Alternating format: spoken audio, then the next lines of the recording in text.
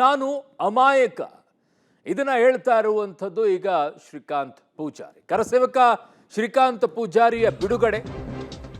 So ಕೊನೆಗೂ ಕೂಡ 9 ದಿನದ ಬಳಿಕ ಕರಸೇವಕ ಜೈಲಿನಿಂದ ರಿಲೀಸ್ ಆಗಿರೋದು. ಸೊ ಹುಬ್ಬಳ್ಳಿ ಗಲಭೆ ಕೇಸ್ನಲ್ಲಿ ಜೈಲು ಸೇರಿದ್ದ ಕರಸೇವಕ ಉದ್ದೇಶಪೂರ್ವಕವಾಗಿ ಪೊಲೀಸರು ಬಂಧಿಸಿದ್ರ, ಕೇಸ್ಗಳು ಖುಲಾಸೆ ಆಗಿದ್ರು ಕೂಡ ಟಾರ್ಗೆಟ್ ಅನ್ನ ಮಾಡಿದ್ರು. ಪೊಲೀಸ್ ಇನ್ಸ್ಪೆಕ್ಟರ್ ಮೇಲೆ ಶ್ರೀಕಾಂತ್ ಪೂಜಾರಿ ಆರೋಪ ಮಾಡಿದ್ದೇಕೆ? ಪಬ್ಲಿಕ್ ಟಿವಿ ಜೊತೆಗೆ ಕರಸೇವಕ ಶ್ರೀಕಾಂತ್ ಪೂಜಾರಿ ಈಗ ನೇರ ಸಂಪರ್ಕಕ್ಕೆ ಸಿಗ್ತಾರೆ. ಅವ್ರನ್ನ ಮಾತನಾಡಿಸೋಣ, ಎಲ್ಲಾ ವಿಚಾರಗಳನ್ನ ಕೂಡ ಬಹಿರಂಗಪಡಿಸಿಕೊಳ್ಳೋಣ. ಕೊನೆಗೂ 9 ದಿನದ ಬಳಿಕ ಈಗ ಕರಸೇವಕ ಜೈಲಿನಿಂದ ರಿಲೀಸ್ ಆಗಿರೋದು.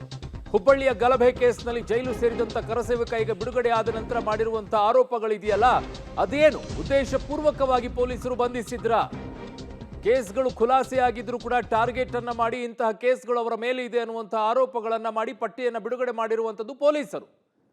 ಇದನ್ನೇ ಗೃಹ ಸಚಿವರು, ಮುಖ್ಯಮಂತ್ರಿಗಳು ರಿಲೀಸ್ ಅನ್ನ ಮಾಡಿ ಇಂಥವರ ವಿರುದ್ಧ ನೀವು ಬೆಂಬಲವನ್ನ ಕೊಡ್ತೀರಾ ಅನ್ನುವಂಥ ಪ್ರಶ್ನೆಗಳನ್ನ ಕೇಳಿದ್ರು.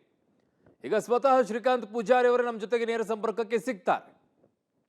ಕೇಳೋಣ, ಅವರನ್ನ ಮಾತನಾಡಿಸೋಣ. ಹಲವು ಪ್ರಶ್ನೆಗಳಿದೆ. ಏನಾಗಿತ್ತು? 92ರ ಪ್ರಕರಣ 31 ವರ್ಷಗಳ ಬಳಿಕ ಯಾಕೆ ಏಕಾಏಕಿಯಾಗಿ ಆಚೆ ಬಂತು? ಏನು ಉದ್ದೇಶ ಇತ್ತು? ಅವರನ್ನು ಪೊಲೀಸರು ಕರೆಸಿದಂಥ ಸಂದರ್ಭದಲ್ಲಿ ಏನು ಹೇಳಿದ್ರು? ಹೇಳಿದ ನಂತರ ಅವರು ಜೈಲಿಗೆ ಹೋಗುವಂಥ ಪರಿಸ್ಥಿತಿ ಯಾಕೆ ಬಂತು? ಇನ್ನುಳಿದಂಥವರು ಬೇಲನ್ನು ಪಡ್ಕೊಂಡಿದ್ರು, ಇವರು ಬೇಲ್ ತಗೊಳ್ಳೋಕ್ಕೆ ಯಾಕೆ ಆಗಿರಲಿಲ್ಲ? ಪೊಲೀಸರು ಈ ಮುಂಚೆನೇ ಏನಾದರೂ ಮುಚ್ಚಳಿಕೆಯನ್ನು ಬರೆಸ್ಕೊಂಡಿದ್ರ? ಹೀಗೆ ಹಲವು ಪ್ರಶ್ನೆಗಳಿದ್ದಾವೆ. ಅವರ ಮೇಲೆ ಇನ್ನೂ ಅನೇಕ ಆರೋಪಗಳಿದ್ದಾವೆ, ಇನ್ನೂ ಕೇಸ್ಗಳಿದ್ವು, ಅವೆಲ್ಲವೂ ಕೂಡ ಖುಲಾಸೆ ಆಗಿದೆ. ಆ ವಿಚಾರದಲ್ಲಿ ಅವರು ಏನು ಮಾತನಾಡ್ತಾರೆ, ಇವುಗಳನ್ನೆಲ್ಲವನ್ನ ಕೂಡ ಕೇಳೋಣ. ಈಗ ಬರ್ತಾ ಇರುವಂಥ ಆರೋಪಗಳಿಗೂ ಶ್ರೀಕಾಂತ್ ಪೂಜಾರಿ ಅವರು ಕೊಡುವಂಥ ಉತ್ತರಗಳಿಗೂ ಏನಿದೆ ಅಂತ ಹೇಳಿ.